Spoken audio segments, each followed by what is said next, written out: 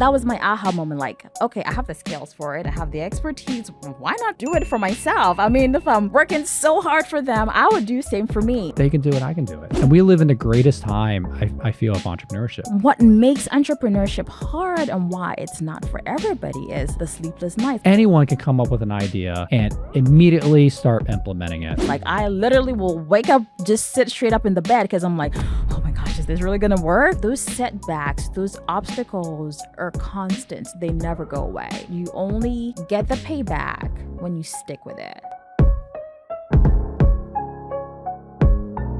Real interviews, real guests, no actors. Real talk, get prepared for Free Factor. Scott DeVore here. You're checking into the Free Factor podcast where we sit down with entrepreneurs, business owners, people doing big things. And I got a special guest. I got someone who is doing big things. Dr. Judith Abbey, welcome to the Free Factor podcast. Thank you for coming in. How are you doing? Thank you, Scott. Thank you for having me. I am excited. So happy to be here, have this chat with you, see where it goes. Hopefully get to share some valuable things for our listeners. And yeah. I'm excited. And we connected on LinkedIn. So we are in the Jacksonville, Florida area. But you are not from Jacksonville, Florida. I am not. You're from somewhere pretty far away. Yes, very far away. You're from Ghana. From Ghana, correct. Man, what was childhood like? Like, how long did you live there, and what was it like? Tell me about your parents growing up and everything. What's the background story? So growing up in Ghana was wonderful, challenging. When I look at what so I have two brothers. I have two older brothers. I'm the last baby. And my dad always says I'm the flower between the two pillars. That's always his reference. But whenever they shared their story with me, their upbringing was somewhat different than mine because it was a very challenging time for them. What's the age difference? Between me and oldest brother is 10 years. Oh, wow. Yeah. So, it's a whole Pretty decade. Great. It's a whole decade. And then second brother to me is about 7-8 years. Okay. Yeah, still a big difference. Yeah. Yeah, so you never were in the same school, well, at least in the U.S. I don't know how the schooling worked over there. No, we're not in the same school at all whatsoever. But it was a lot of, they're very protective and just like absolutely phenomenal brothers. They just embody the role. Protective, taking care of me, making sure that I had everything that's awesome. I need. So very loving household. Very loving household. I'm not very familiar with the country other than Ghana kept beating the U.S. in the World Cup. Soccer is a big deal. I think 2 World Cups in a row. And I've known some people who had some roots in Ghana, but I don't know very much. So what's the country like? What was it like your brother's time, where you said it was different than your time, and what is it like now? I think for their time, lots of economic uncertainties and challenges. I mean, still now there's lots of economic challenges, especially with third world countries in general. But I think at that point in time, there was famine that was going on, food was scarce, very little money, very little to live off of. And so there was a lot of food rationing going on. There was curfews, there were coups that happened during their time. In comparison to when I was born, my parents had a car. So was that a big deal? It was a big deal. Okay. My dad had a Toyota Carina. I'm not sure exactly what. Toyota Corolla? Not a Corolla. Oh, no, it's Carina. Oh, never. Okay, they must not. It's like have really that car old. Here. Okay. Really old. So I came when my parents had a car. So they always say that I came at the best time. And I think I really did, because 10 years later, they had gone through a lot of changes. God had done a lot of things for mom and dad, and the family was moving in a different direction. Okay. What's the country like today? Is it the same, or has it changed a lot? Inflation. Yeah. It's changed. Of course, like technology is advanced and there's more opportunities. Yet there's still difficulties. Okay. There's still challenges. Is it is it more stable now? Is the government more stable? It's stable. Okay. It's very stable. I mean, like usually in December, there's this like big party that goes on in Ghana, right? And that people, sounds fun. It's called Dead to December. I've never been. Okay. I've never been. Not really a party person. But it is like all over hype on social media. Everybody's like going to Ghana in December because it's like party time. It's changed a lot. Oh, nice. And usually in the capital city, Accra, there's lots of like foreign influence as well. There's like expats, and there's a big presence of diplomatic, state, or that kind of thing. So usually in the capital city, you have like lots of diversity, and there's people from different parts of the world just exploring. It's a great place for tourism too. Okay. Did you grow up in a big city, smaller city? Like what area of the Kind of country? suburban. Suburban. Okay. Yeah. So when you came here to the States, was it kind of a culture shock? Absolutely. When I first got here, my accent was so much thicker. I'm surprised people still are able to understand me when I talk now. But man, was it a culture shock. I think when I got here, the first year, I had not started school yet. So I was mostly home by myself because my big brother and his beautiful wife would have gone to work. I'd be home. I'd take care of the home. And usually we would go out to go meet their friends, go out for food. And it was difficult communicating with people. But look at me, here I am sitting here on the podcast chatting with Scott. But that was one of the big culture shocks for me when I started school. Was back home in a classroom setting when the professor's teaching, and you don't speak until you're spoken to, or unless a question is asked. Mm-hmm. And when they do ask a question, you have to like raise your right hand. There is a big thing about your right hand and your left hand. Okay. Oh, okay. In our culture, like your right hand is the good hand and your left hand is like the bad hand. Interesting. So the left hand, you don't use your left hand to eat or do anything. Like your right hand is what you shake with, is what you write with. And in fact, they actually, like in school, kids who try to learn how to write with their left hand, they will probably like beat them up. Wow. Like you need to be right-handed, So when I moved here, was that a superstitious thing, or like what's the root of that? The root of that being your left hand is, excuse my language, like what you use to wipe your behind, right? Okay. So if that's what you use to wipe your behind, I use my dominant hand, and it's my right hand. I know. So most people are like right hand dominant because of that. You can, your left hand is what you use for that kind of thing. Okay. You cannot use your left hand to, point and be talking to people, or, left hand has that thing. Right hand is everything else. So that's, Gotcha. yeah. Gotcha. No, go ahead. Oh, no, I was just going to say it, but, that was one of the big culture shocks for me, because I would sit in class wanting to say something, but it was like everybody just talks. And I'm waiting for a chance to raise my hand to say something. And I'm like, I even forgot what I was going to say. So that was one of the big culture shocks for me too. Gotcha. In addition to, food and a host of other things. Yeah. I'm going to jump forward a little bit because it needs to get out, and then we'll kind of get back more into the story. So you're a DNP, Doctor of Nurse Practitioner. Mm-hmm. And that's quite an accomplishment. Was education really stressed in the family going back to Ghana? Absolutely. Okay. Absolutely. It's you shoot for as high as you can go. Initially, I was going to med school.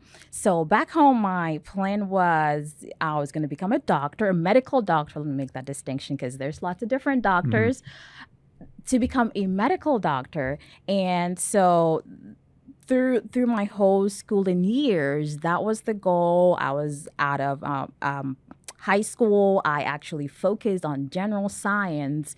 That was my elective. And after high school, you take your entrance exam. I did so well on that. I got admitted to med school back home. And then that was when the transition, happened between there and here. So when I got to the United States, I was under the impression I was still going to continue on with the medical route, the medicine route, I should say. But God had other plans. So my oldest brother, Albert, and his wife, Latoya, I think it was inspiration. God led them to help make that decision for me and change that direction I was going. Okay. Because I don't want to say they weren't too sure, but it was more so of what they'd seen with people, when you were going to pre-med and you graduate, sometimes you're not sure what you want to do. So they were like, you do nursing, and once you're done with nursing, you can always fish for yourself if you want to go back to do med school? Absolutely. But, we're thinking this is where we think will be a very good direction for you to go. And I went along with it.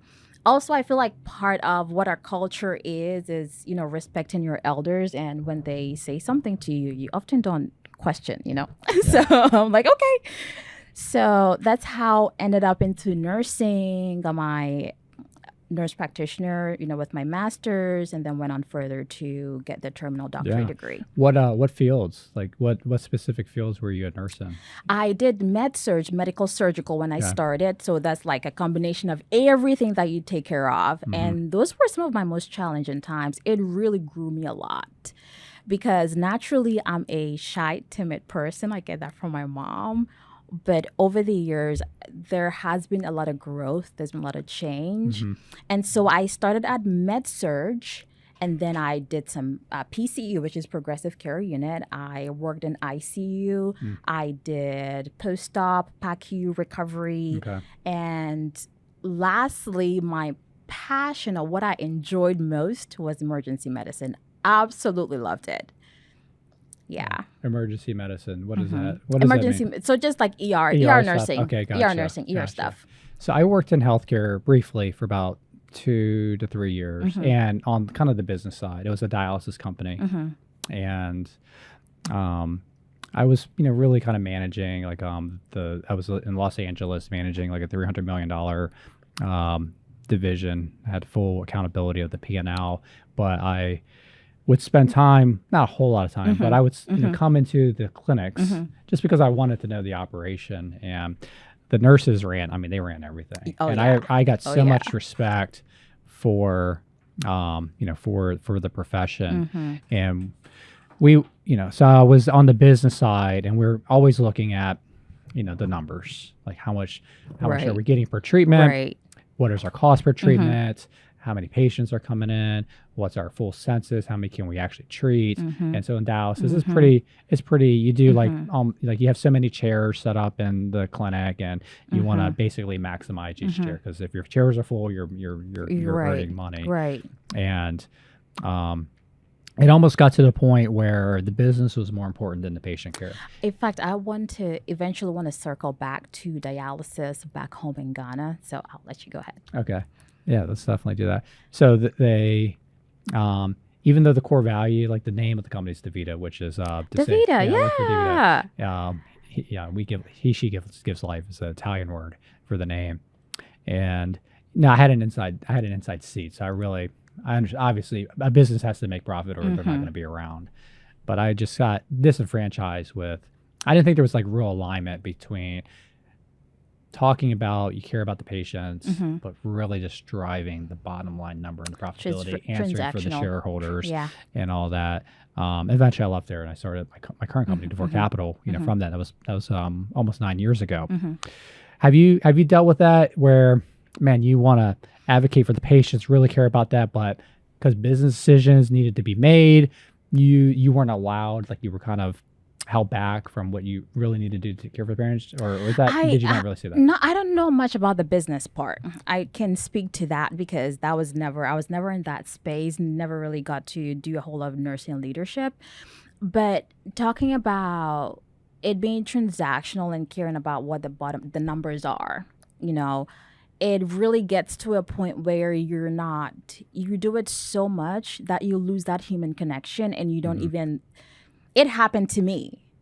I knew I did get to that point where it was just very mundane. It became just a job. That human connection, that empathy, the compassion, the reason why we go into healthcare is to help people, make people feel better. I lost it, especially with how long I was in the emergency room. And you develop really dark humor as ways to cope. And that's very common in the nursing community. We don't talk about it a lot, but it's really dark inside jokes to help us cope, because you deal with death so often. You're dealing with a lot of pain and loss and suffering. There are days where you get to make an impact, and you feel positive, you feel good about what you did, but I know majority of nurses or just like healthcare in general, there's so much burnt out that people have lost that human connection and why they went into healthcare. Can And I ask? Can I ask a question? Because I'm interested in that. Where little kids, what do you want to be when you grow up? I want to be a doctor, Right. You know, and everything. But I don't like, and that was never me.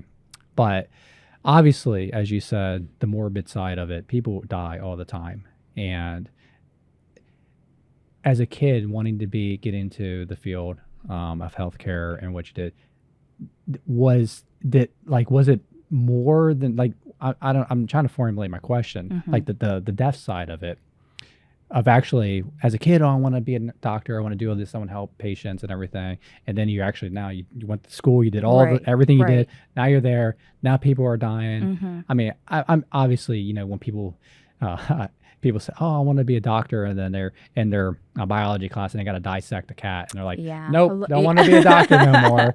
Yeah. So I know there's time to really know what you're getting into. Yeah. But the actual realization of dealing with like all these things where people unfortunately don't make it, like did that line up with what you kind of expected? No. You know, I listen to Alex Hormozy a lot, and he has this like 5 stages where entrepreneurs go through. I'm going to tie it to this. And there's always that stage where you start, he calls it uninformed optimism. It's like, this is going to be great. It's going to be fantastic. I'm going to save lives. It's going to be great. I'm going to help people. And you get to a point of informed pessimism. And it's like, oh crap, this is bad. This is very bad. Then you get into the valley of despair. You're like, yeah, this is not good at all. Like, this is really horrible. You know, like I did not know. You know, I just knew I wanted to help people, make them feel better. And but to really comprehend the gravity of the morbid part of it, and people losing their lives and losing function, losing their ability to just exist and thrive as human beings, I did not understand that. I am Will with DCRE, DeVore Capital Real Estate. We want to help you with your buying and selling real estate transactions. We know in the economy and the market that we have today, everybody is telling you that it is impossible to buy or to sell. We know that we can get the deal done. Give us a call at 844-4DeVore or hit the link below. Have a great day. Yeah. I didn't understand that. Yeah. I never understood people, this is different, but sort of related, who wanted to like work in a morgue. Like, Yeah, really? like You I wanna know. work in a Go. morgue? That's Like, absurd. all right, you got to be a different person. Yeah. But back to your story.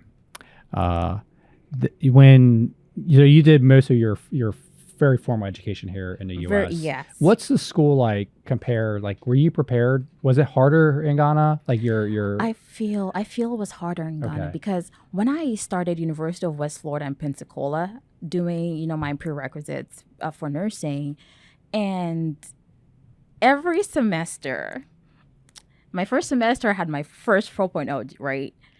And it became a expected thing, right? So for my first 2 years, it was like just like 4.0. I'm like, oh, it's another 4.0. Oh, it's another 4.0.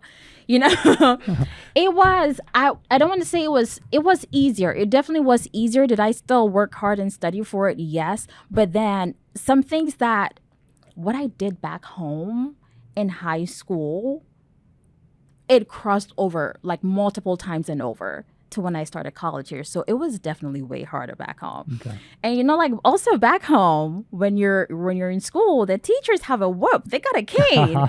So you better behave, you know? Bring that back to the schools here. I you know, my kids are still in high school, so I wish they still were that discipline. Yeah. Because they need it. When you, I guess, where did the entrepreneurial seed start? Because I'm gonna plug the company now because I wanna talk about that, and then I want to talk about the story to get there. So you own a on the go drip. Yes. On the go drip. On the go drip. And it's a mobile IV. Yes. Um, Therapy and medical wellness service. and I'm assuming was there like family, like you saw something, like what happened in your journey? Like, I want to go out and start my own business, like regardless of what you ended up doing. Right. Like, what was the influence there? The influence was working in the ER. And it was a multiple of things that happened that led me in that direction, because I've never thought myself to be an entrepreneur or even have like that business ownership mindset, because I've always thought the direction is you go to school, you become a doctor, you have a very good job, you're going to have a good life, you show up to work on time, you take care of your people, and you go home. That was what the direction was going to be. And even when I started with my nurse practitioner school, I still knew that was what the direction, I thought that was what the direction was going to be, because I was going to end up as an ER nurse practitioner, because I love ER, like nursing, right? And so thinking of entrepreneurship, it never occurred to me. At the peak of COVID, I was transitioning from Pensacola, in the ER, to Orlando and to another ER. It was a lot going on there. And it goes back to the conversation we were having earlier about losing that human connection, and it becomes very transactional. And I would go into work. I don't even want to go into work. I was not sleeping well. One day I was at work and I'm like, I don't know what anxiety feels like, but I'm pretty sure that that's what I'm feeling right now.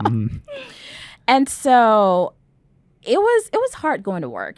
But then every time taking care of patients, I didn't feel like I was making a difference. I didn't feel like I was helping them. I mean, you would hear people saying like, "Oh, thank you for, helping my mom today," or, rescue would bring in a patient, we have to resuscitate, and all this. Sometimes we get them back, sometimes we don't get them back. We have those pediatric emergencies. There's a pediatric code. The whole emergency room comes to a standstill because it's a kid, right? So like all the resources are in the trauma room trying to resuscitate that kid. But we do it so much that it's just another person. And you move on from this patient to the next without having to debrief or really get to talk about what just happened. You have to be stoic. You just have to move on. You just take the punches and you keep going on. And it was not working for me. In addition, there was another incident that happened at work, which I was like, okay, no. Was this during the COVID era? This is still during COVID. Gotcha. But I remember saying to God that if you do not send me in a different direction, I don't know what's going to happen to my career.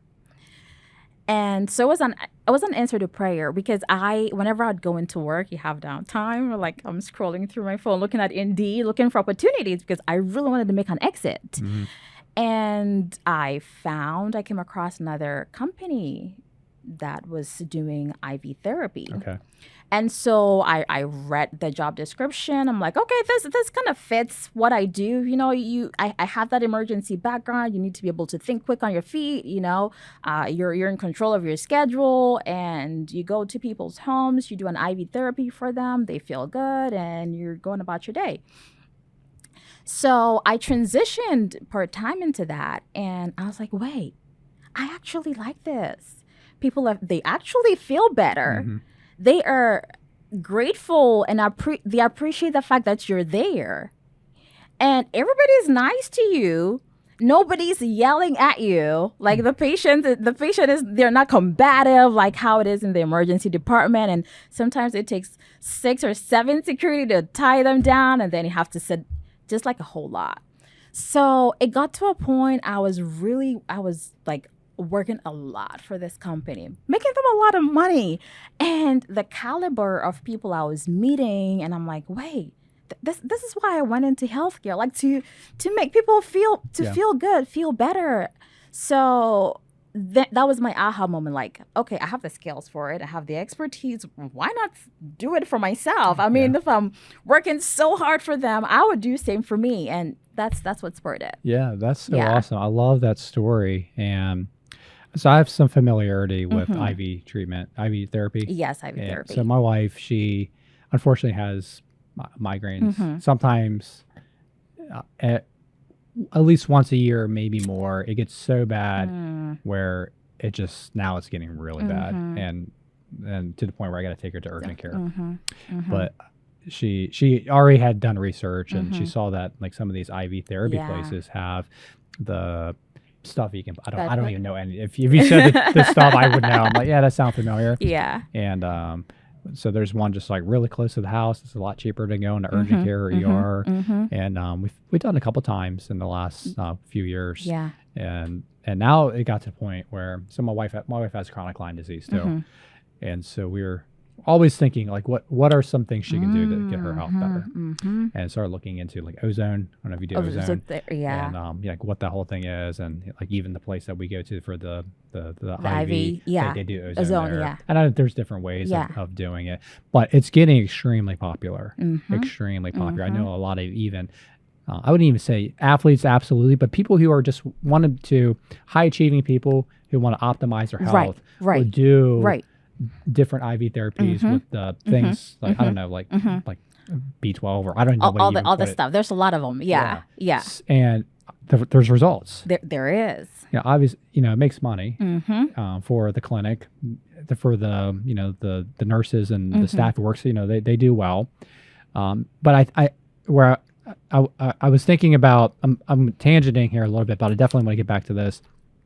I see a lot of extremely skilled nurses who go into more of the cosmetic stuff, like the Botox and everything. Again, because it's very lucrative. It's not as stressful as being in the ER. It's not. They make a lot of money. And it's almost like teachers. People, they want to become a teacher because they want to help kids.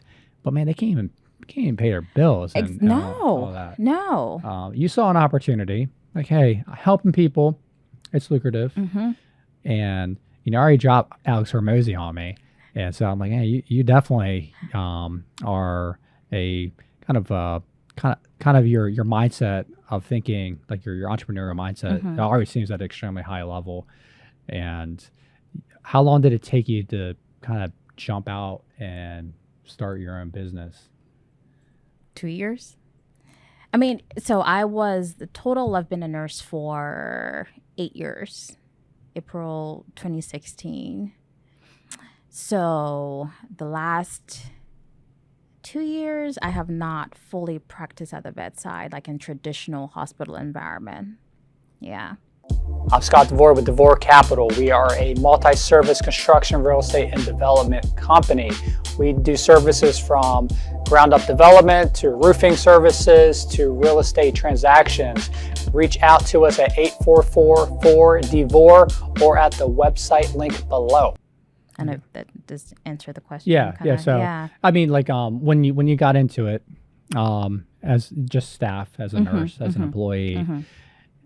So me, I'm always, everything I've ever done, I'm always thinking, okay, how can I do it myself? How can I do it? I'm learning the business, operations, how the money is truly made. How can you do it better? How can you maximize? Was that your brain? When did your brain start? I'm still like figuring that part out. For me, I'm very technical and very like the patient client focused. And so this has been a very interesting journey. Very interesting. Just coming straight from just complete clinical bedside nursing and diving straight into entrepreneurship, like zero experience whatsoever. It's very difficult. Very difficult. And I'm having to learn things on the fly and learn to pivot and adapt and like, oh, I have to do this. Oh, I got to do that. Oh, wow. So it's been quite challenging. Yeah. What I love is from what I see, and I don't know your full story, you're part of like some of the local organizations, like Jay said, Jacksonville Small Emerging Businesses. Like you're wanting to learn that side. Like you're kind of definitely high level skilled on the medical side, the technical side, but the business side, you're always learning. Always, yep. Who are some people that, man, you really get like the bit from the business side, who you like listen to or you read like their books? Who are some of your who are influencing I listen to what's his name? John Maxwell. Yeah, John Maxwell books up here. You do have that. The one I'm reading right now is 101 Leadership.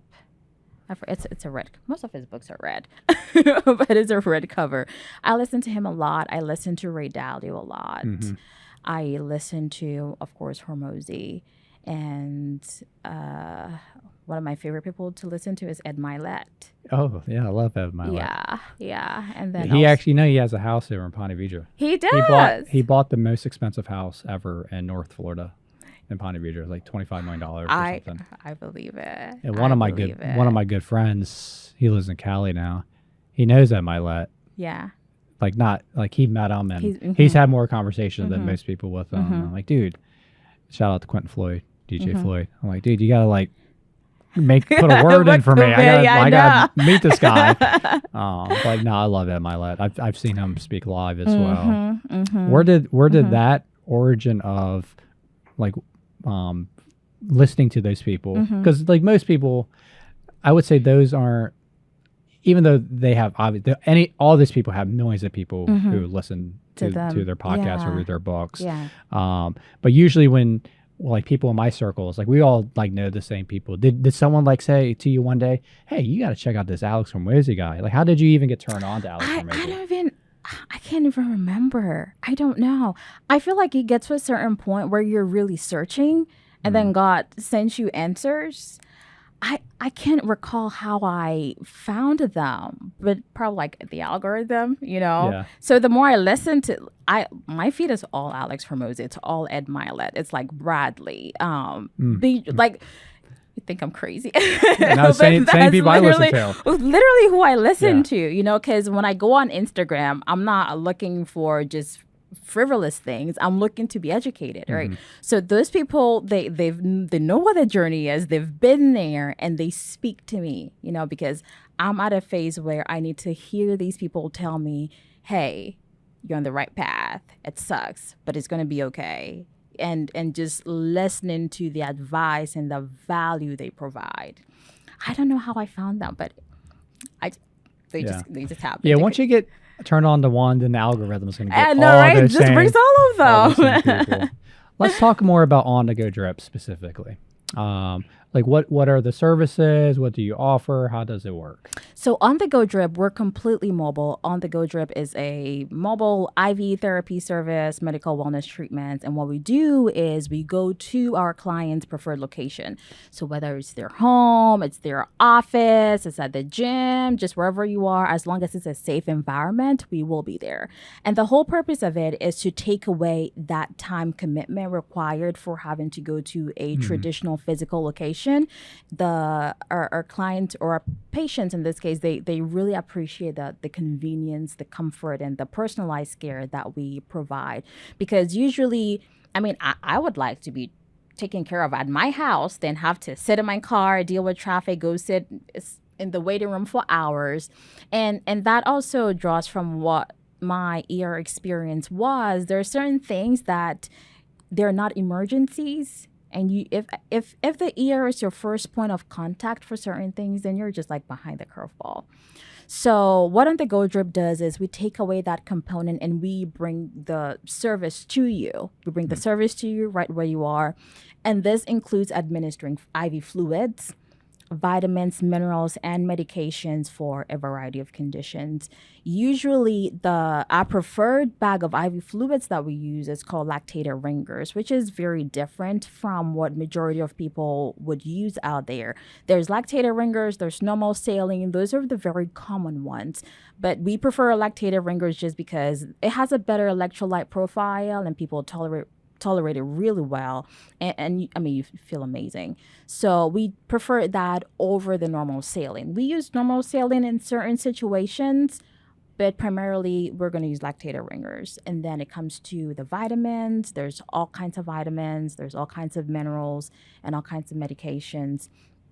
There's a wellness aspect to this, and then there's also like that kind of urgent sick call approach to it. So with the lifestyle, with the wellness part of it, for people who they're healthy, they're well, but looking to optimize, their health, their wellness, and they're looking for something more. Because we eat and we're supposed to get nourishment from our food, but we're not getting the nourishment that we need.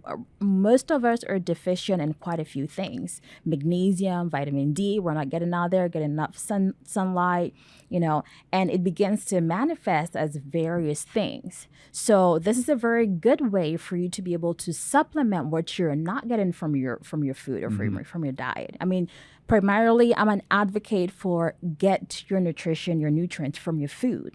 But regardless, there's always that lag, either if it's because of just not, you have some kind of GI conditions that does not allow you to absorb nutrients from food. That's like a really good option for you. So there's that wellness side of it. Looking to enhance or boost your energy, just helping with like clarity, mental focus. Then like the sick part of it is like treating hangovers, which is a very common one that most people know IV treatments for. You're super busy Saturday, Sunday morning, I bet. Yeah, so the hangover treatments are pretty common. And then we also have like the migraine treatments, stomach flu, food poisoning. Those are certain things that you do not have to go to the emergency room for. Yeah. When you look at how much time even first, what is your copay, to begin with, the amount of time you have to sit over there waiting for hours on end, what does it really cost to you? Yeah. So we take that out, we come to you, we do those treatments for you. Usually when it comes to like the sick aspect, for example, I'll talk about the migraine since you brought that up earlier. One of the things that we treat with magnesium. Magnesium is a very good vasodilator, so it kind of helps to relax things and helps with a headache.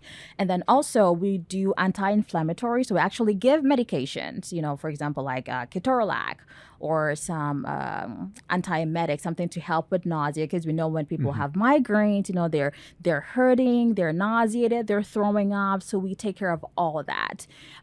One thing I'd also say is if we're treating somebody with a stomach flu case, for example, we would give them something for the nausea. We can give them something for heartburn, like Pepcid.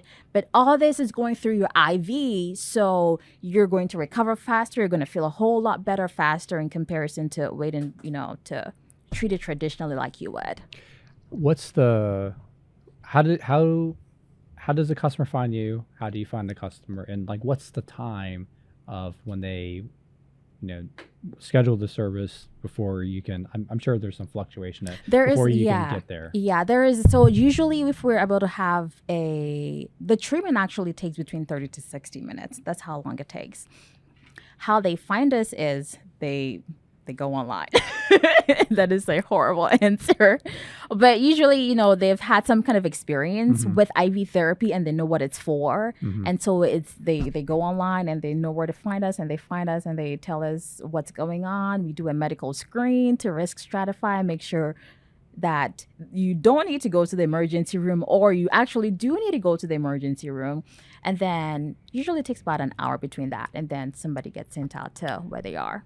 I listen to a lot of Patrick Bet-David. I'm not sure if you're, if he's in your algorithm. He is. So he talks about being like an evangelist in a way for your service. And I think it's still a pretty low percentage of people who are familiar with IV therapy.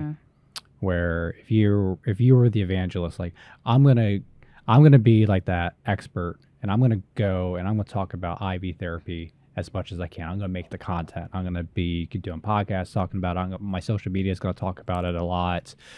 And I'm not familiar with how popular it is. Like I don't know if you know studies of like the percentage of the population who's ever done one or things like that. But is it? My feeling is it's growing at a fast rate. Yes. So how do you reach the people who've never even considered it before and find that customer to let them know, hey, this is an option you consider, not even for like an emergency, but just for like your general health. Like kind of what's your process of that is a part that I'm still struggling with, honestly, and just trying to figure out how do I reach those people who are not sure what IV therapy is and how it can be beneficial for them. Because honestly, the patients that we have seen so far, they know somewhat about it, or they heard about it through word of mouth referral, right? And so they're like, oh, this is great, and then they do it and like, wow, I feel amazing, and then they jump on the train. But I think honestly, I've been having a bit of a struggle trying to figure out how to connect with the people who are not sure what it is, and how to let them know this is very beneficial for you. And so what has been occurring to me of late is, Judith, you need to be more proactive with education, and making more educational content about what IV therapy is. Because even with my regular patients, they still have questions. It is so broad. There's so many things that you could do with IV therapy. The vitamins are a lot. It's like trying to figure out what is good for what, And so even with my patients, I realize that I'm still having to answer certain questions over and over again, which tells me people need to be reminded more often, because it's different when you don't know. But even when you do know, you still need to be reminded over and over again. Yeah. We hope you're enjoying the content. We want to encourage you to jump over to the Will podcast, where our mission there is to inspire you with wisdom, inspiration, leadership, and goals for effective legacy. Both of these podcasts are brought to you by DeVore Media. Be blessed. Any more you want to say about your company, or just the IV therapy in general? So that's a very good question. The part that most people don't know about IV therapy is, I don't want you just going into a place and ordering off of a menu. It's become somewhat of a fad of late, and people are just like, okay, oh, IV, because the celebrities are doing it and the athletes are doing it. One thing also, just a segue, just to sidetrack a little bit, like for On the Go Drip, we work with lots of athletes also, because it's very strenuous what they're doing, and we want to help with their recovery, their performance, before and after. Yeah. So we work with lots of athletes. If you're out there playing a lot of pickleball, come talk to me, because I can help you. I had a patient who, a lot of people playing pickleball. He was like, while playing pickleball so hard, and was not hydrating, nothing, and he was miserable. So the pickleball players. Can you help me with? So I wear barefoot shoes. Yeah. I'm not sure if you ever looked into it. Barefoot. Yep. And I've been ramping up my my basketball, and I'm 45. I don't look like no. Really I'm 45, but I've been playing a lot. I've been hooping a lot more, and I'm 45. My body is 45 years old now, and it's not as easy as it was. Yeah. Even 5 years ago, let alone when I was in my 20s. But man, my feet are hurting so much from I just realized I had plantar fasciitis. Yeah, and it gets better like throughout the day when I first get up. But my calves, so I realized that's usually created because it has a lot of it, not 100%, but your calves are just really tight. They need to stretch. And is there anything in your IV therapy that could help me with like my calves that need to be stretched and like help me get looser? Magnesium is your go-to. Okay. Magnesium is a go-to for you. All right. Yeah. All right. Let's talk after this and absolutely. If there's no more on that topic, I want to actually transition the conversation to your faith. I mean, I feel like, with IV therapy, so right now IV therapy is like one of the top 5 modalities when it comes to wellness treatments. And so, which is a good thing, because people are beginning to realize that, hey, this thing actually helps, and it's kind of a blend between what traditional medicine is, but at the same time, it has like a holistic component to it, which is great. But I do want, our listeners to know that once you consider IV therapy, you would want to do some research to know, who's doing my IV treatment for me, what's their background, what's their expertise, that kind of stuff. And then also, you should be talking to a provider, whether it's a physician or it's a nurse practitioner or a PA. Somebody needs to go through a medical screen with you to make sure that, one, you're a good candidate for it. Because just like any other medical thing, there's standards for it, and you just don't want anybody just putting anything in your arm. Like, we've heard things in the horror stories in the news, with people going places or getting so many injections and they're all messed up. So you definitely want to do some research about where you're getting your IV treatments from. Yeah, it reminds me the same advice for people, like a lot of men doing hormone treatment. Yes. Where like, oh, I saw this guy, celebrity. He's like, he's getting like testosterone shots and peptides in his butt. Yeah. And like, I want to do it too. Yeah. And I'm not an advocate for it. I believe. Yeah. I don't think Yeah. changing your hormones is, Hormones. but I know people who have no testosterone, and maybe it is for them. But the people who do it, even though I'm not advocating for it, but I respect those who say, listen, I'm not going to tell you what I take other than I do it. Right. You need to know for yourself. You need to get your testing done. Right. So you know exactly what your Right. body needs, instead Right. of just like, oh, I'm going to do it and just go find a guy online. And exactly.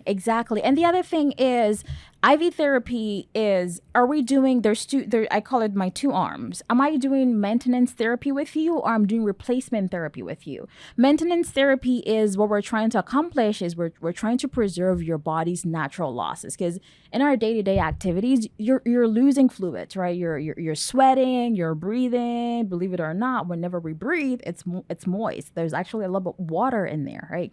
We're losing electrolytes just from our day-to-day activities. So one thing we do is, whenever we work with our clients, is we're trying to figure out, are we doing a maintenance therapy? Are we just trying to get your body in a state of homeostasis? We're trying to preserve what's going on. Or are we doing replacement therapy, which is, I know that there is a lot of deficiencies. There's lots of abnormalities. You're like way behind the curveball. And so that's the direction for the treatment for you. So it's not as easy as just picking off of a menu. We need to consider all those things and make sure we're doing the right thing for you. Yeah, absolutely. Yeah. Any more just practical advice for people who are like, oh, this seems interesting, like that you would just like give to them before they just kind of jump into it and go find the first person who shows up on their Google search? Yeah. Find Judith and come talk to Judith. There you go. Find Judith on the go. What's the website? On the Go Drip. On the Go Drip.com. On the Go Drip.com, because we're always on the go. That was actually, Mom came up with the name On the Go Drip. And I thought it was crazy. I'm like, On the Go Drip. But it works. Yeah. It works. So. Okay. Shout out to Mom. Shout out to Mom. Does she get a royalty for that? Are you getting the name? Oh, I'm really taking care of her. So. Awesome. You ready to transition back to something you brought up earlier about Ghana and Absolutely, dialysis? yes. What was your thoughts on that? So remember how you're talking about how, when you were working with your company and how it's very transactional and it's all about the numbers. So last year when I was in Ghana finishing up my doctorate, my research, because I did my research back home, and on the news, it had become a common thing. Lots of people on dialysis, but they could not afford their dialysis treatments. It was sad, disheartening to just see, man, that desperation, the need, and these people selling everything they have to afford a dialysis treatment. And dialysis is like 3 days a week. Yeah. And most of these people live off less than $1 a day. And so I was so heartbroken. And every time I saw that on the news, it's just, I want to do something to help. And really though, one thing that I'm looking forward to as God helps me grow is to be able to go back and put some serious resources together and keep helping my people. Yeah. Because oh my gosh, there's so much need. There is so much need. As I did my research project and I worked with some hospitals and looking at the equipment that they're using, how old they are, certain things that they're supposed to be one-time use, disposable, but it's so scarce, they're reusing them. Yeah. And it's hard. Yeah, it's definitely hard. Not like the U.S. where if someone actually has ESRD, end-stage renal disease, and they go on dialysis, they automatically go on Medicare, and it's covered by the government. No, and it's not like that in Ghana. It's not like that. Yeah. Well, Man, best of luck to you for you. bringing awareness and what you can to help that. It's definitely I've seen the people who are, I mean, not even before working there, just familiar with people who are definitely dealing with ESRD and just being on dialysis. It's a very tough thing to deal with. Right. One thing that on the Go Drip we're very passionate about also is, giving back and helping. And so next month we're actually going to take a trip back to Ghana, and there is a local school that we're going to be working with to take some supplies to. Nice. And so we're really excited about that. Hopefully we'll be able to share that with our client base over here, and they can see how their support is actually helping people not only here in the United States but internationally as well. That's awesome. Yeah. And best of luck with that. Thank you. So you mentioned your faith a little bit, and I think back to my the one part of my entrepreneurial story where I actually went all in to leave corporate, to do probably the most riskiest thing in my life, to start a business, give up everything, all the golden handcuffs of being a corporate person, and for 15 plus years making decent money, all the security, because I felt like it was something that got put on me to do, to pursue. And I remember in that season where I was just doing a lot of praying and fasting, and I had like some really close friends in my spiritual circle. And I wanted this true discernment that it wasn't just me being selfish saying, I don't want to work for the man anymore, but this was just something that God like put on me. Yeah. And I didn't, I've been living for the Lord for about 21 years now. Surrendered my life to Christ in 2003 when I was 23. And as a kid, there was really no like Christian influence. My mom was Catholic. Being in Vietnam, the French kind of had a big influence, and I think I'm assuming they brought the Catholicism into Vietnam. And my mom's family that she was with, they were Catholics, but I didn't really go to churches. I grew up in the projects. After my parents' divorce, we ended up in the projects because my mom, she had no formal education. This is where we was. And in the projects, the reason I mentioned that, the church buses will always come in picking up the heathens. Oh my So gosh. we just jump on, like we didn't want to go, but my mom's like, you need to go. Yeah. So, man, we went to whatever church sent the bus that was the first one, because they'd be hunting the kids down. Right? There'd be Baptists, there would be charismatic, every denomination. Yeah. So I wasn't really Christian at all, even though as I started to get into my older teens and in college, I was definitely seeking God, but I not like I'm got to go to church. I was thinking about it a lot, but praise God, in 2003 when I surrendered my life. Amen. But the heaven was really rejoicing. Oh man, they needed to rejoice big time for me. And again, I wasn't like the worst heathen out there. I wasn't no saint by any means. But you mentioned your faith a lot, and like I said, I really felt and I prayed for discernment. So to kind of take that, I'm going to say this before I finish my question, because I've lived in DC, I lived in a lot of places, very diverse, a lot of cultures, and I met a lot of people, Africans, and they are definitely, I would say that they're not entrepreneurial, the majority, but the most of them are, hey, America, get in with a good company, career, education, not really thinking so much about, now obviously there are ones that do, Right. but the overwhelming majority from my personal experience is not that. So, and you weren't necessarily like that initially. No, I wasn't. But do you feel like, man, God spoke something into you, like, hey, have this conversation, Mom said on the Go Drip, oh man, seed planet, like, was there like something, I don't want to say divine, but was there something that happened in your life, like where you actually, okay, I'm going to go for it. I'm going to start this business. Tell me that story, if there is one. I feel like my plan, and I think I told you what my plan was, and my plan was to go a certain way. And God does not think like we do. His timeline is completely different from what our timeline is. And talking about discernment is if you open your eyes and you open your ears and you ask, like he says to ask, or you seek, or you knock, That is a promise. That is a promise that came right out of his mouth. And so because this started with a prayer. It started with a simple prayer, which it was not a prayer of Judith going on her knees and fasting, which you talked about fasting, so we can definitely go into fasting too. But it was not a prayer of, I'm on my knees, hands together, Father in heaven. No, this was a moment of desperation, of pain, and I just cried out to God right at work with my eyes open. But that was a prayer too.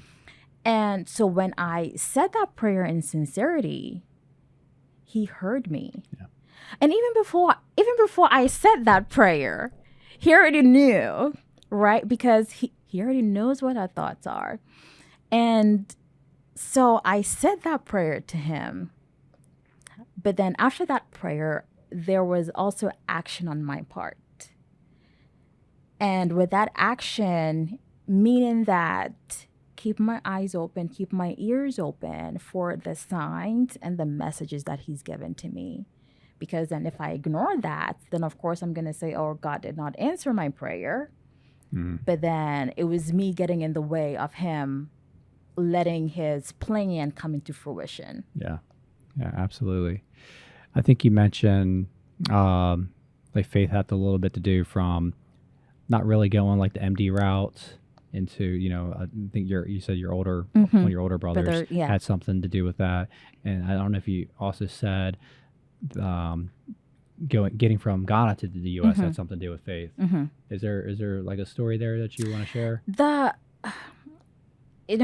Growing up, our dad is he's just a man of principle, and very spiritual, very firm, has a unique relationship with God, and he did make sure that we all know who our God is, not just because of what he's taught us, of what mom taught us, or what you hear the pastor say.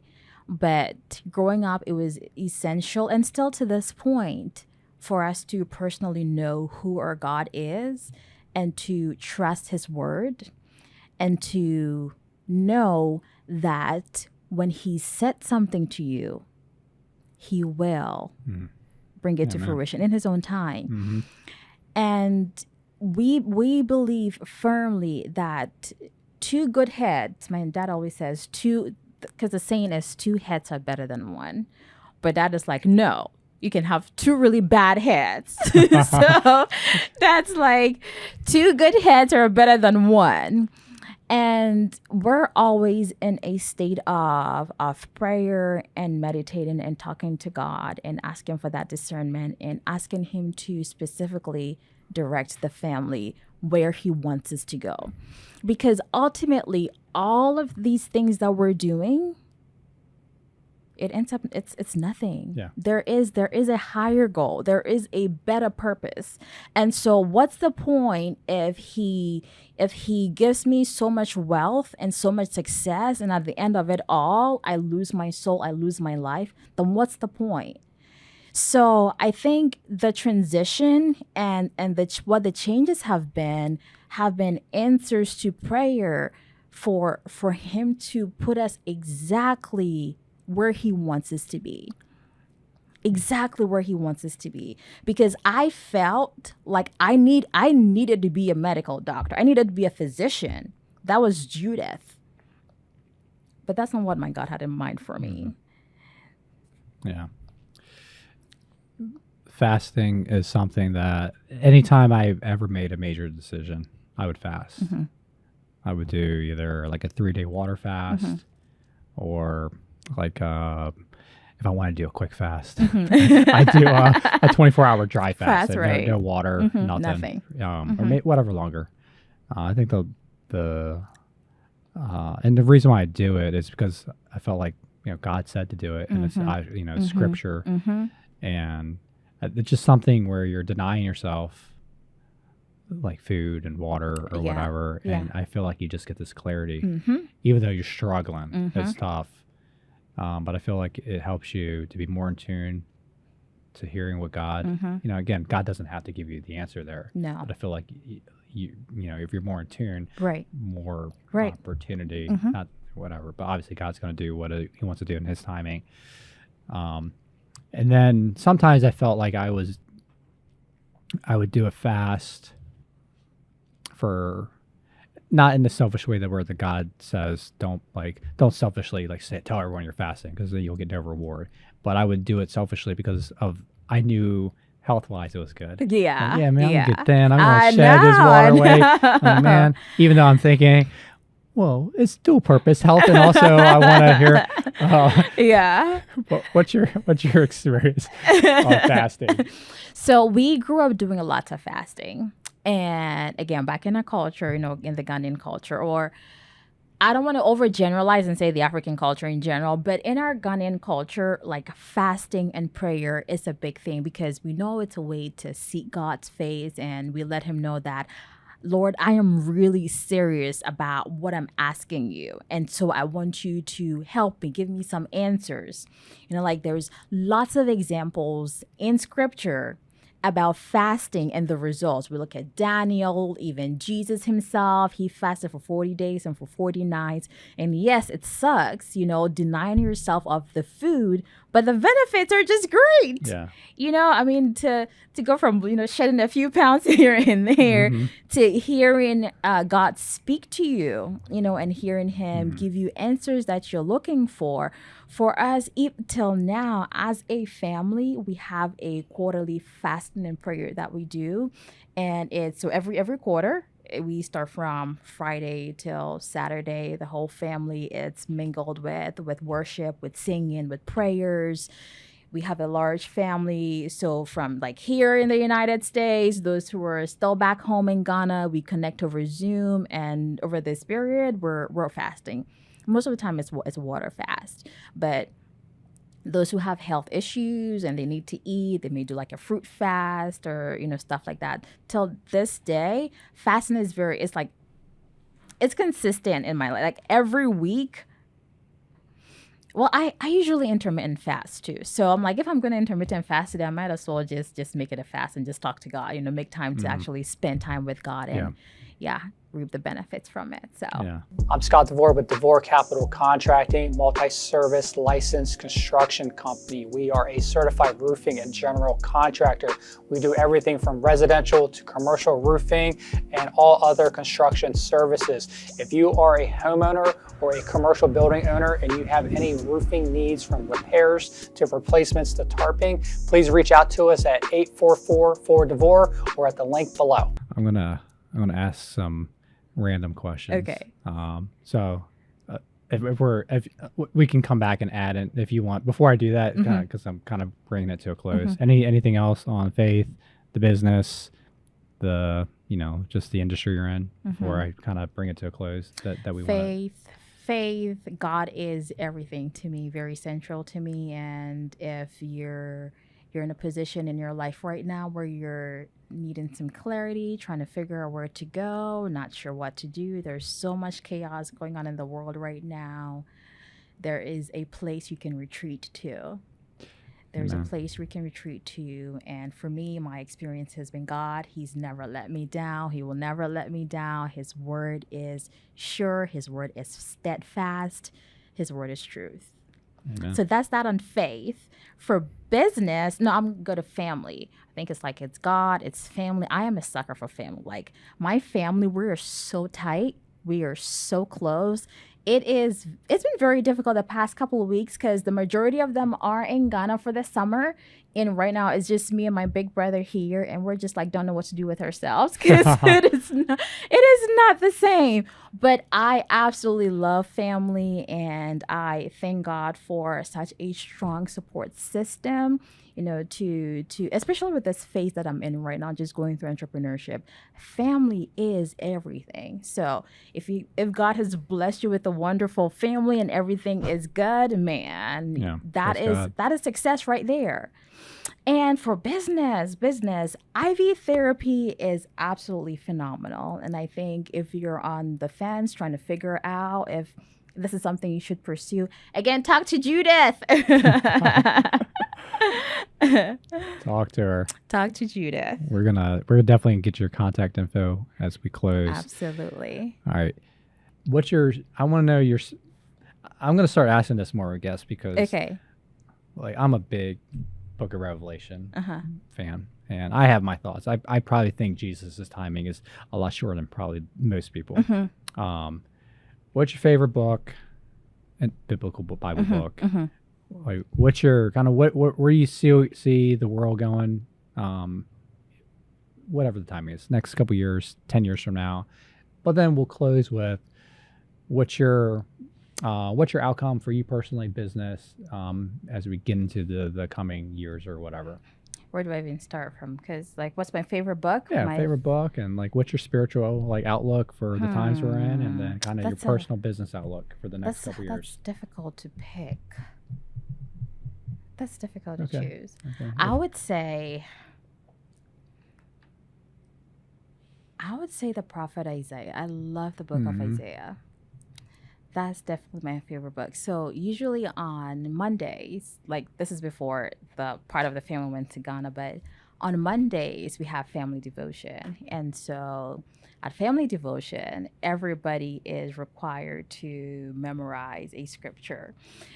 And so we go around, there's 7 of us at home. And so everybody is going to talk about, what your scripture was for the week. And I feel like successively for the past couple, maybe 2 to 3 months, I was constantly quoting from Isaiah 26. But I love the prophecies, and I don't know, I just love the book of Isaiah. Yeah. Yeah. I love us. I mean, I love all the prophets, same as you. It's like with my Bible reading, it's pretty. I used to just read it all the way through, and I've done that a few times. And then I just like wherever God leads me to what I'm reading, and I've done this so much where I'm like, okay, I'll go Old Testament, New Testament, Old Testament, New Testament. Then I'm like, all right, I'm just gonna read all of John stuff and read his gospel and read his letters and read Revelation, and I probably read Revelation like I don't know. If I say 50 times, I don't think I'm We need to do a study on Revelation. I don't think I'm exaggerating. Just because I just want to, like my main prayer is for wisdom and discernment. I'm like, Lord, man, these living in these crazy times right now. Solomon's prayer. I feel like the book of Isaiah is my favorite in the Old Testament, and then the New Testament, I'm going to say the book of Acts. I love Acts. Yeah. It's so exciting. Yeah. I mean, I'll read through the Gospels. Like, and I love the Gospels. Yeah. It's the life, death, burial, resurrection of Christ. But man, Acts, I'm not jumping on you. You're probably going to say more. But man, when these guys get to business, it is so exciting. Yeah. I love going from a gospel to Acts. That. Yeah. That's just exciting. Absolutely. I mean, just to see how the early church started with the apostles and how they were on fire and the Pentecost, and oh my God, it just fills you with so much joy knowing that very soon in the the end times, God is going to have his own people who have that zeal and that fire, and he's going to pour his spirit on them, and they're going to go out doing wonders like these early apostles did. And it's exciting stuff. Exciting stuff. Absolutely. Personal business. What's your next couple years? Like, what's your goals for what you're trying to achieve with your personal development, family or whatever? However you want to answer that. And then just for the business in general. I think like the next couple of years, I see myself in a place where I'm making more of an impact, not only locally, but internationally, being able to carry not only the health message, but also to carry the gospel message as well. Because I feel like, healthcare is a ministry. And so to be able to do that in tandem with what God's word is, and to bring hope and healing to the hurt, the people who are in pain, who are suffering, that's where I personally see myself going. That's our family, that's our vision, to be able to reach more people and have an impact. but also for the business, for On the Go Drip to On the Go Drip has really big dreams. You know, we're really reaching out there. The vision I have for On the Go Drip is to become like the next Gatorade, you know, like it just become such a household name. Like when people think of rehydration, like, you know, okay, I'm out, I'm gonna be playing golf, it's gonna be so hot. I want them to think On the Go Drip. Nice. You know, like I have a really bad cold, I have a stomach flu, I have a stomach bug. I want them to think On the Go Drip. Yeah, like I want On the Go Drip to be like front center roundabout. Like if you're going about your day-to-day life, how can On the Go Drip make your day-to-day better? Awesome. I love the vision. I mean, that's a big goal. It's a big. Listen, synonymous with that's Gatorade. what they say. Got to dream big. It doesn't No cost doubt. to dream big. Absolutely. You know, it doesn't cost to dream big. So I love it. I love dreaming big. Yeah. I don't know if you're a Damon Dash fan. No So idea who Damon that Dash, is. he was very instrumental in 90s hip hop. He started the Rockefeller label with Jay-Z. Supposedly, I wouldn't say he discovered Kanye, but he signed Kanye to his first record deal.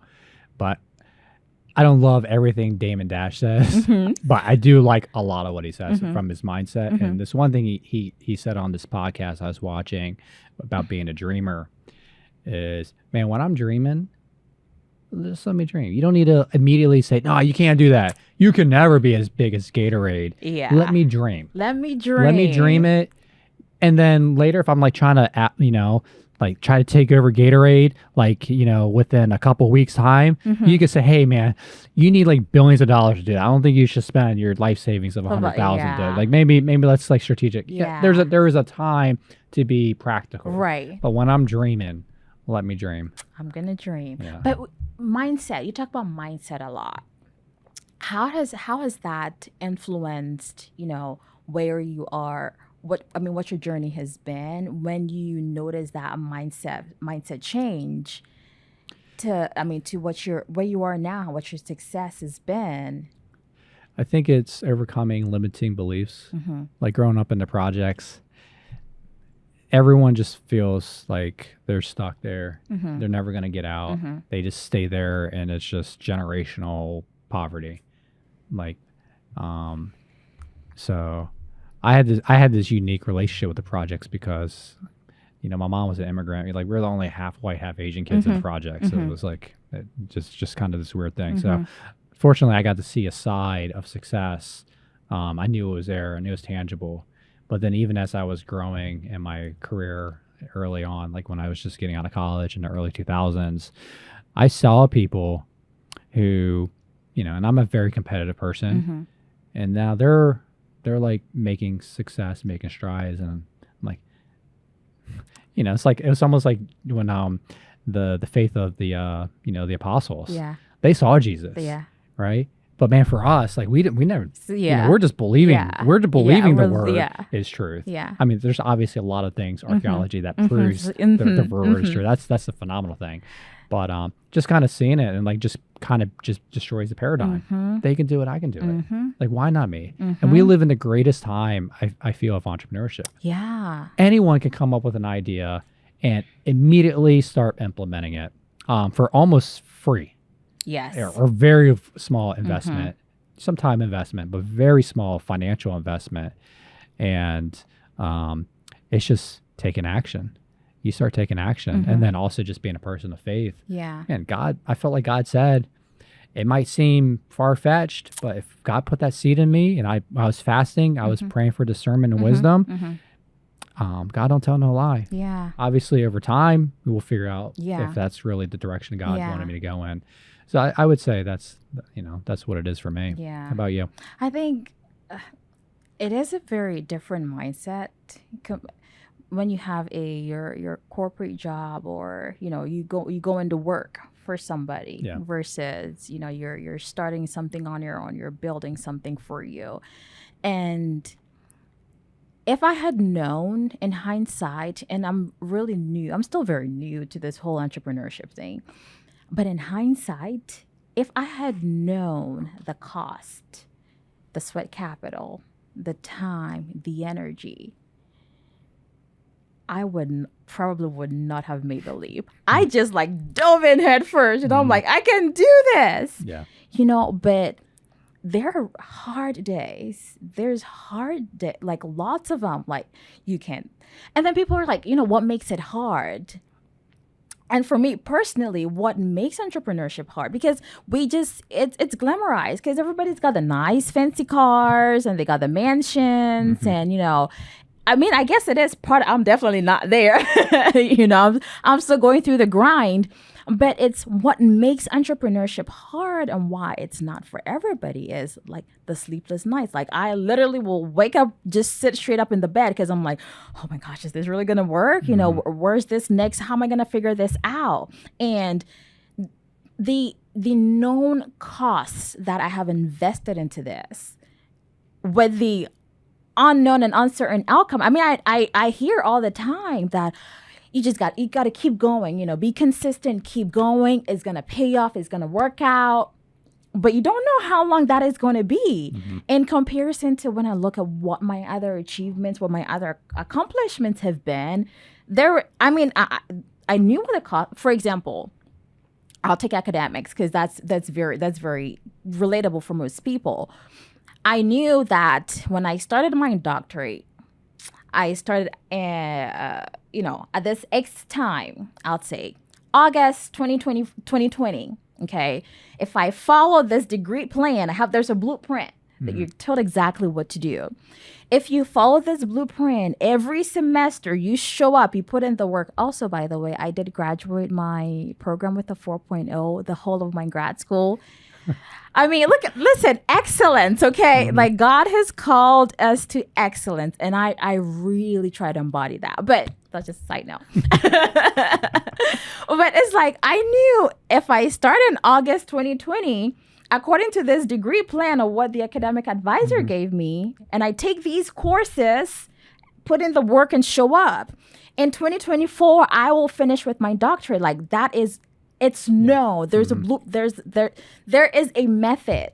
This has nothing.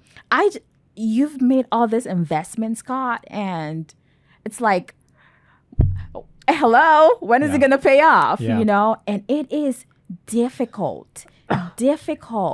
And Hermosi always says it's why, like when you're having that kind of feeling, you're wondering if it's going to work, and why it's hard and it sucks. That's why most people don't do it. Like that's why most people quit. Yeah.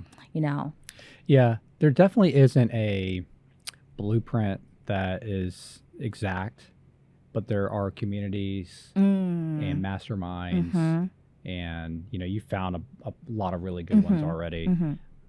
From Hermosi to Bradley to Ed Milet. They're a mastermind. Right. So they invest in themselves. And, I personally do that too. Right. Like, I feel like that's how we're going to the next level. It's like my vision, and we just had an offsite with the whole team, 20 of us. And my vision is to build the business to 9 figures by the end of the decade. That's 5 years. Yeah. It's crazy. It's almost saying like I want to be as well known as Gatorade. Maybe not that as big. It's crazy for me. And but I know to get there, to kind of straight the quickest way from point A to point B is a straight line. Because I generally will be zigzagging and pivoting and everything. And but getting mentorship, being part of masterminds, getting coaching, it's helping me go as straight as I can from A to B. And it took me a while to do it because there is a cost, and not a lot of them. So the more I'm doing it, the more expensive they are. But the ROI is there too. So it's like kind of figuring out when you're ready to make that move, when it's time. But man, there's so many other great resources in town. Like I've been part of not every, but a lot lot of of them. the local CEO things with SBA and Mm-hmm. SCORE over at the SBDC at UNF, all these things. And I love the city, Jacksonville, because they're so pro entrepreneurial, so many resources, Jay said as Right, well. I mean, right. that want to help small businesses, and you're doing the right steps, making the connections that you are. Obviously, you'll learn as you go and make Yeah. mistakes, but the most important thing that covers all that is faith in God, trusting Faith in in Him, God. and listen to Him. Obviously, He'll put people in Yeah. programs and things to help you, Right. zig right. and zag the way you need to hopefully expedite where you're trying to go. Yeah. I mean, it's like he brings you the right people. You meet the right people at the right time. No doubt. No Meet doubt. the right people at the right time, but still, there is a lot of work and action on your part. Like you need to be sowing the seeds.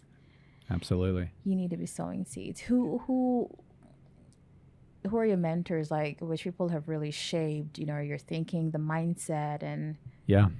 So, I'll tell you my mentorship and coaching journey like that I was receiving.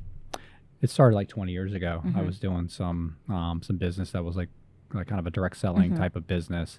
And that's when I got introduced to personal development. And I had mentors and coaches there because my success helped their success. And, it's transactional. right. And I understood it. And that lasted for a season that was probably longer than most people. And I was pretty successful in it, 5-6 years. And then when I got away from that, I got into real estate investing and some other new side businesses I was doing. I was always wanting, because I remember just how impactful having a coach and mentor. I lost those coaches and mentors because I wasn't, really kind of affiliated with that type of business anymore. And then for years, I was always saying, man, I just wish I had a mentor. I've always been searching for a mentor that would just, because of a relationship, like almost like for free. Yeah.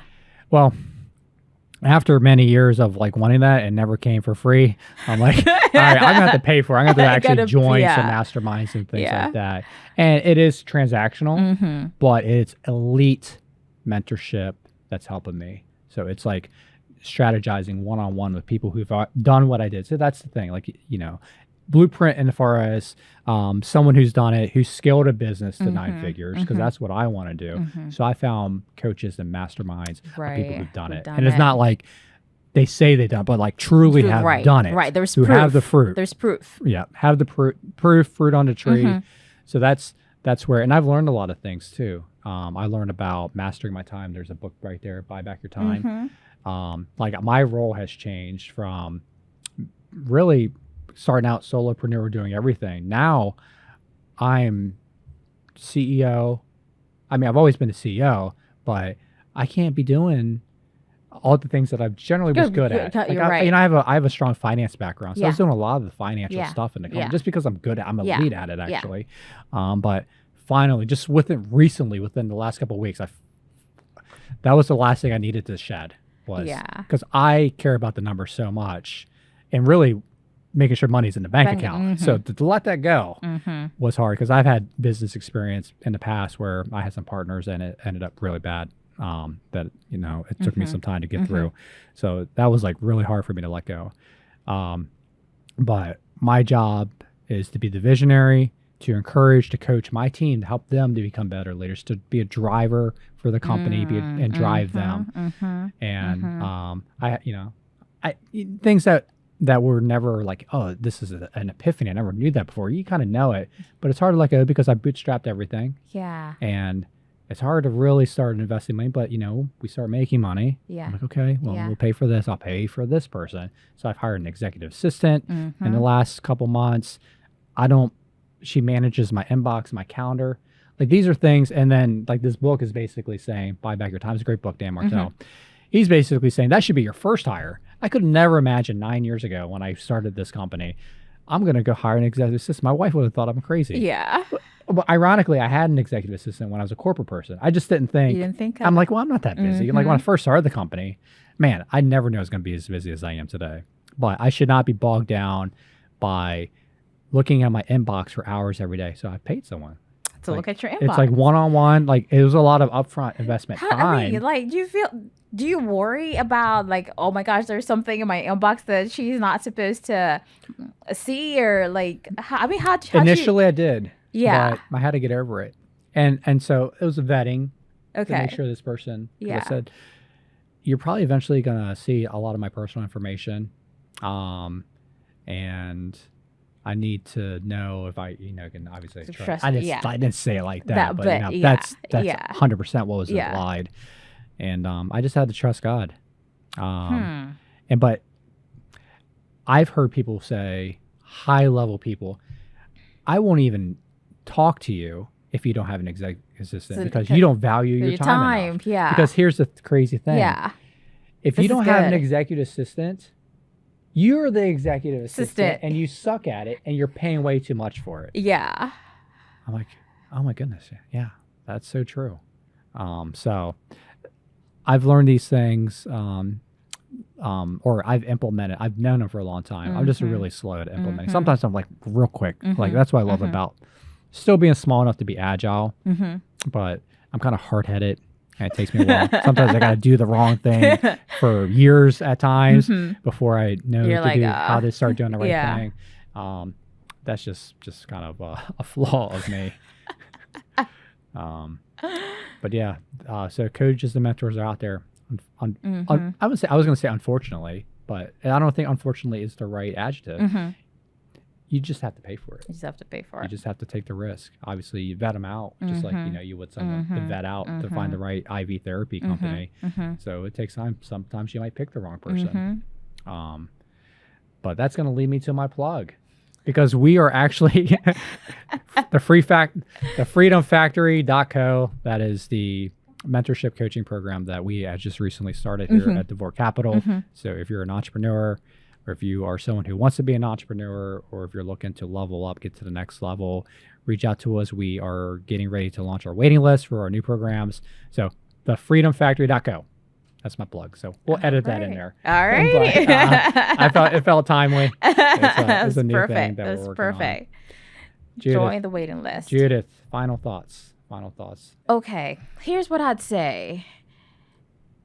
If you're thinking of pursuing this route, going this entrepreneurship route, for me, I have signed a contract with myself.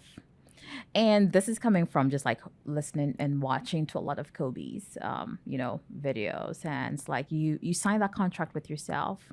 You do not negotiate after you've signed that contract. And not knowing everything about what entrepreneurship looks like and taking on this journey in faith, just trusting that God will make the steps show up. When you get to that step, he's going to open the door for you. You cannot negotiate with yourself when there has to be a moment of deep introspection and reflection of this journey I'm about to undertake, what it's going to require of me, what it costs, and you have to ask yourself whether your will to succeed is for sale, because you will be tested so many times. And at every phase of entrepreneurship, and for me, I'm still very new to this process, but listening to the mastermind, connecting with people like yourself, those setbacks, those obstacles are constant. They never go away. And so if this is a route that you're looking to go to, then you really need to know what you're signing up for and that you're going to stick with it. You only get the payback when you stick with it. So absolutely, set that contract, you sign it, you do not negotiate. So good. Dr. Judith Abbey. Judith. Doctor, nurse practitioner. Yeah. I appreciate it. This was a great conversation. This is wonderful. Thank you, Scott. Thank you for coming through. Wonderful. I'll tell you what, you need to look her up. How can they reach out to you? Give the website, give your social media handles. Absolutely. We are on social media. You can find us at On The Go Drip on Instagram, on Facebook, and you can find us on our website at onthegodrip.com. Are you on social media? We are on social media, Okay. yes. We're on social media. Okay, all right. Yeah. So you can find Awesome. us at onthegodrip.com, onthegodrip.com, just everywhere. Judith, Dr. Judith, appreciate it. This is Scott DeVore, aka Free. This is the Free Factor Podcast. Make sure you tune in for more episodes. Like, comment, subscribe, share, bell button, tell a friend, tell a neighbor, and check out more future episodes with entrepreneurs, with entertainers, musicians, athletes, people who are making major moves. Definitely check out thefreedomfactory.co. The waiting list for our coaching mentorship programs are coming out soon. Until next time, peace out. Real interviews, real guests, no actors. Real talk, get prepared for Free Factor.